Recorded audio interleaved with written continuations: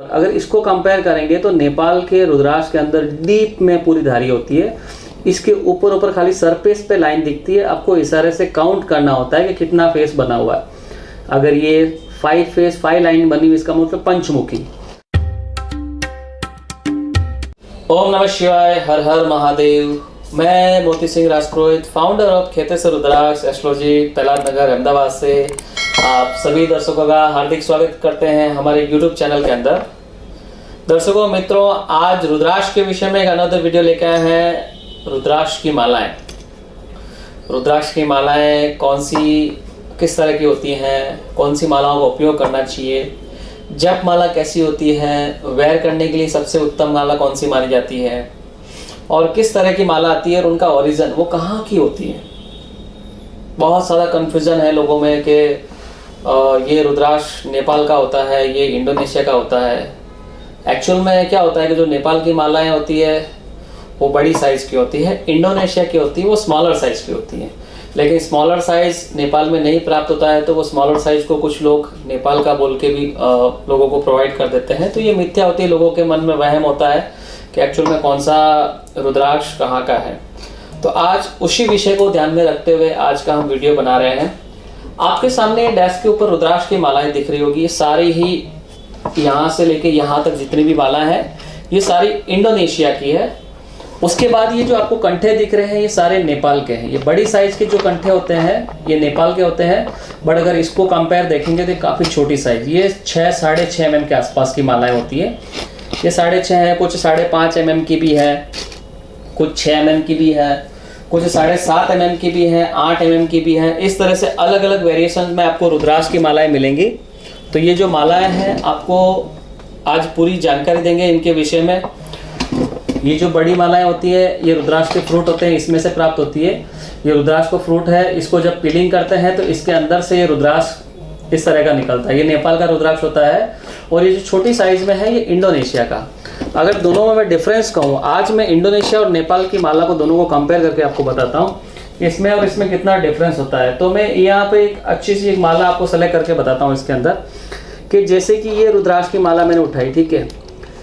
इसके अंदर आप देखेंगे तो ये जो पंचमुखी की जैसे लाइनिंग है ना, आपको धारी के जैसे दिखेगा, एक धारी बनी हुई है इसके ऊपर, डीपली नहीं होती है। और अगर इसको कंपेयर करेंगे तो नेपाल के रुद्राक्ष के अंदर डीप में पूरी धारी होती है। इसके ऊपर ऊपर खाली सरफेस पे लाइन दिखती है। आपको इशारे से काउंट करना होता है कि कितना फेस बना हुआ है।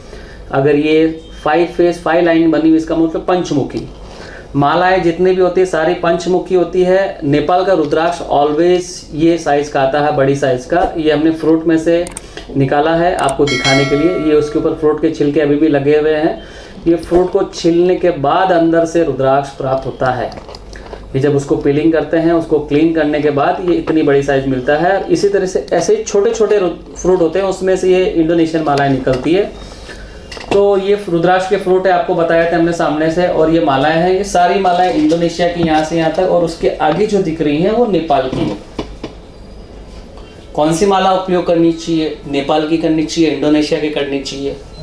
नेपाल के रुद्राक्ष जो हैं उनकी साइज थोड़ी बड़ी होती हैं। एनर्जी लेवल डेफिनेटली उनका हाई होता है कंपेयर टू इंडोनेशियन।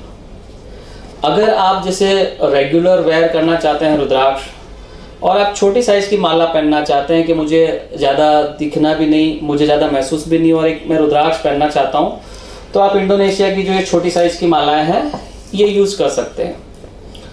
ये आप रेगुलर वेयर पे वेयर कर सकते हैं। आप ऑफिस के लिए निकले हैं, आप गले में पहनी हुई है, आपने अंदर की साइड में रख दी शर्ट टी शर्ट में, तो ये बाहर दिखेगी नहीं, आप इसको वेयर कर सकते हैं। ये सारे इंडोनेशिया कहते हैं। ये साइज में बीट्स आपको जितने भी मिलेंगे ऑलवेज इंडोनेशिया के मिलेंगे, नेपाल के नहीं। नेपाल के हमेशा आपको बड़ी साइज के जो कंठे होते हैं वो मिलेंगे। बहुत साइज डिफरेंस होता है।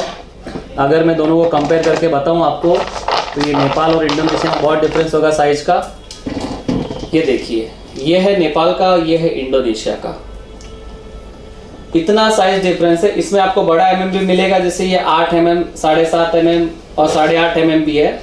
फिर भी ये जो साइज है इसके कंपेयर में काफी डिफरेंस आएगा।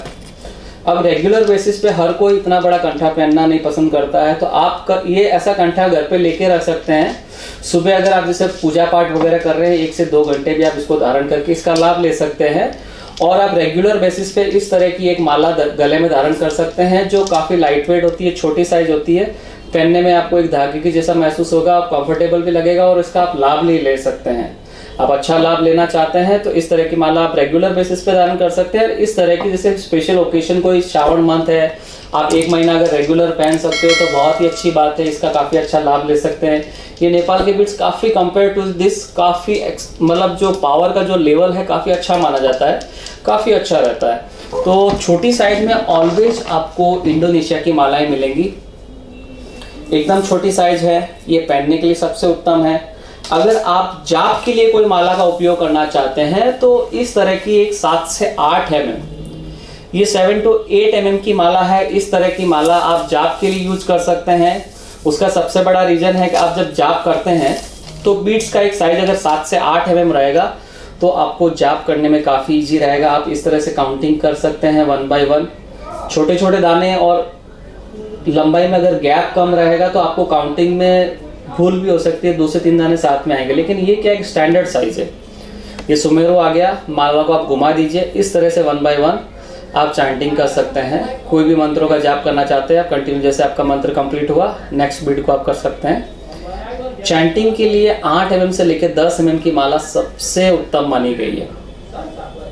उसका रीजन यही है कि आप उसको काउंटिंग करते समय इजीली काउंट कर सकते हैं, परफेक्टली आप इस तरह से मंत्रों का चैंटिंग कर सकते हैं। आराम से पूरी माला आपकी आगे चलती रहेगी, इस तरह से आप आराम से 1 by 1 काउंट कर सकते हैं, कोई भूल भी नहीं।